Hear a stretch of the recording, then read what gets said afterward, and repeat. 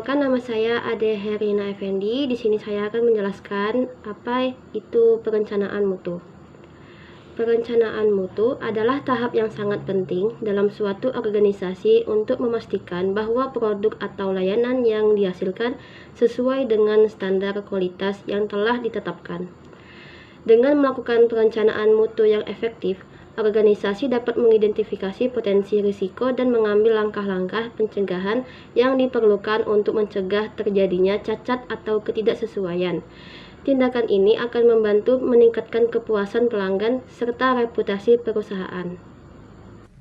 Selanjutnya, dalam perencanaan mutu, langkah-langkah yang harus diambil termasuk menetapkan tujuan, kualitas yang jelas, mengidentifikasi proses-proses yang terlibat dalam produksi atau penyediaan layanan, menentukan metode dan pengukuran kinerja, dan menetapkan tindakan perbaikan yang diperlukan.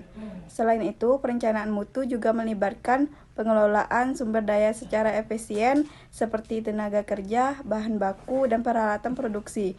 Dengan melakukan perencanaan mutu secara terstruktur, organisasi dapat mencapai hasil yang konsisten dan memuaskan.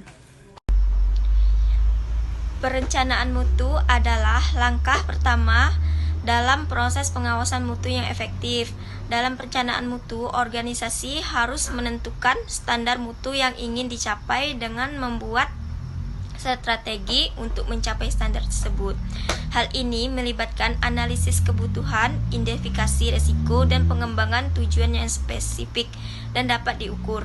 Dengan demikian, organisasi dapat memastikan bahwa produk atau jasa yang telah diproduksi memenuhi standar mutu yang telah ditetapkan. Perencanaan mutu juga melibatkan pengembangan sistem pengawasan mutu yang efektif. Sistem ini harus dapat mendeteksi dan mengendalikan proses produksi yang tidak sesuai dengan standar mutu yang telah ditetapkan. Dalam hal ini, organisasi harus memiliki prosedur yang jelas dan dapat diikuti untuk mengidentifikasi dan mengatasi masalah mutu yang timbul. Selain itu, sistem penjaminan mutu juga harus dapat memberikan umpan balik yang efektif untuk meningkatkan kualitas produk atau jasa yang diproduksi. Di sini saya akan melanjutkan materi dari teman saya tadi, yaitu langsung saja dalam perencanaan mutu. Organisasi juga harus mempertimbangkan faktor-faktor yang dapat mempengaruhi mutu produk atau jasa yang diproduksi. Faktor-faktor ini dapat berupa bahan baku yang digunakan, proses produksi yang digunakan, serta kualitas tenaga yang digunakan.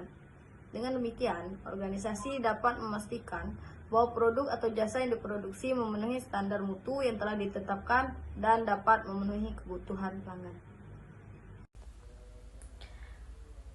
Jadi, kesimpulannya adalah perencanaan mutu adalah langkah pertama dalam proses pengawasan mutu yang efektif.